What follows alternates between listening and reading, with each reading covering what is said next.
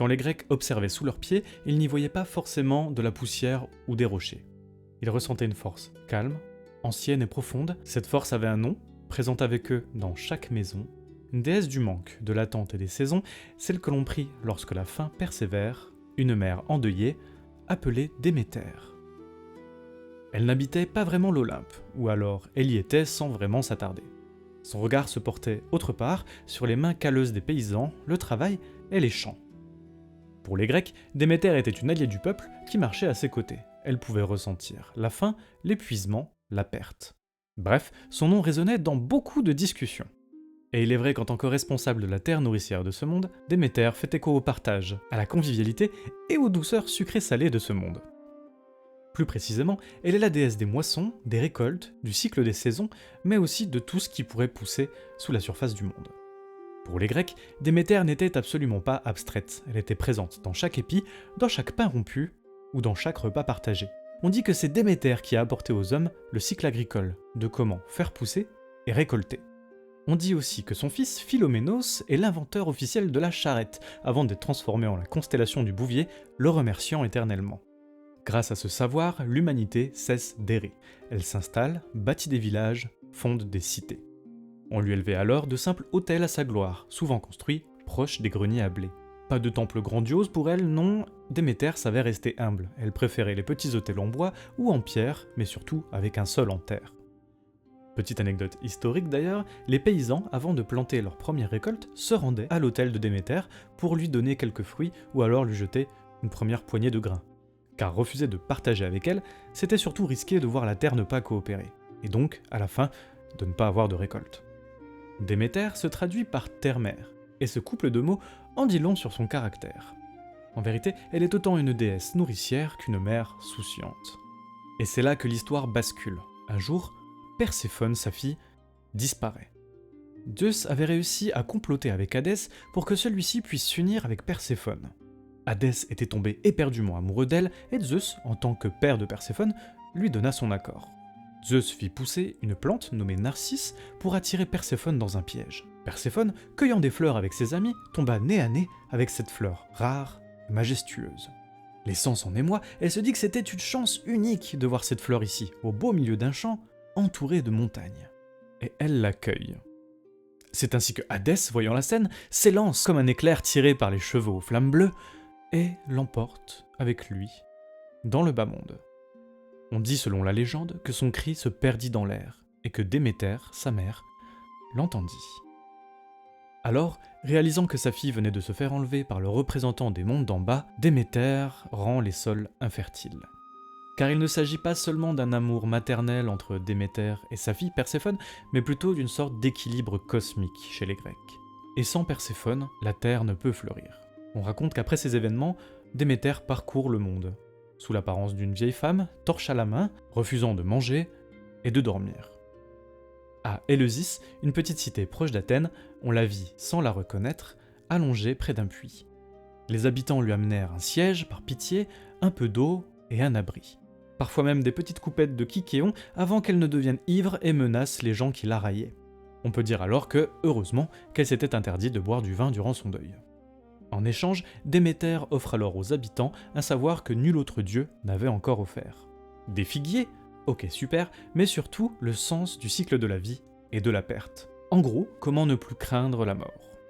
En remerciement à la famille l'ayant hébergée, elle entrera à ses services et tentera de rendre leur fils immortel. Elle essaiera d'appliquer une recette sur sa peau pour essayer d'éradiquer sa mortalité. Le jour, elle devait enduire son corps d'ambroisie. L'ambroisie est une boisson divine, une sorte de potion censée rendre immortel, un peu comme dans Astérix et Obélix. Et la nuit, elle devait le cuire à petit feu. Mais cela échoue car elle se fait prendre en plein acte par une servante. Alors, honteuse et en colère, elle s'exilera pendant 1 an dans son temple construit à Éleusis, refusant la compagnie des dieux et asséchant encore plus les sols. Lorsque Déméter comprit enfin la vérité, que Zeus avait aidé Hadès à enlever sa fille, sa douleur devint une décision. Elle se retira complètement de son devoir et frappa la terre d'une sécheresse encore jamais vue, particulièrement en Sicile où Perséphone a été aperçue pour la dernière fois. Les graines mouraient à même le sol, les récoltes échouaient une à une. Et la famine grandit lentement, provoquant la mort de plusieurs personnes. Zeus dut céder, car il comprit que sans Déméter, aucun dieu ne sera honoré, puisque tous les êtres humains seraient morts. On promet à Déméter que Perséphone, sa fille, pourra revenir dans le royaume des vivants. Mais pas entièrement, car Hadès a rusé, et avant que Perséphone ne parte, il lui propose de manger quelques grains d'une grenade, un fruit que l'on compare souvent aux enfers. Et elle en a mangé 6, la liant la moitié de l'année, dans le bas monde aux côtés d'Hadès. Ainsi naquit le rythme du monde. Quand Perséphone remonte, Déméter exulte, la terre fleurit, c'est le printemps.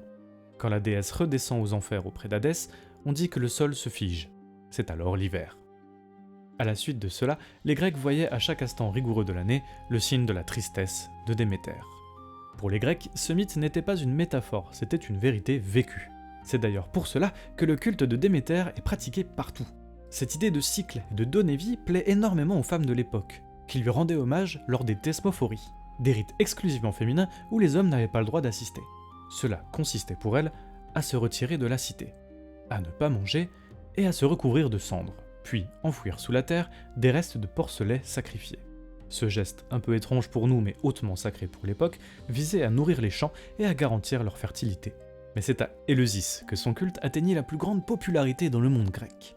Lorsque Déméter apprit le retour de Perséphone sur Terre, elle organisa de nombreux banquets et de grandes fêtes. Ils étaient célébrés chaque année à l'automne. Le milieu populaire grec était alors en émoi, ils dansaient, chantaient, riaient, pour se souvenir du drame de l'enlèvement de Perséphone. Chaque année, des milliers de personnes, riches, pauvres, citoyens, esclaves, marchaient en procession depuis Athènes jusqu'au sanctuaire de Déméter.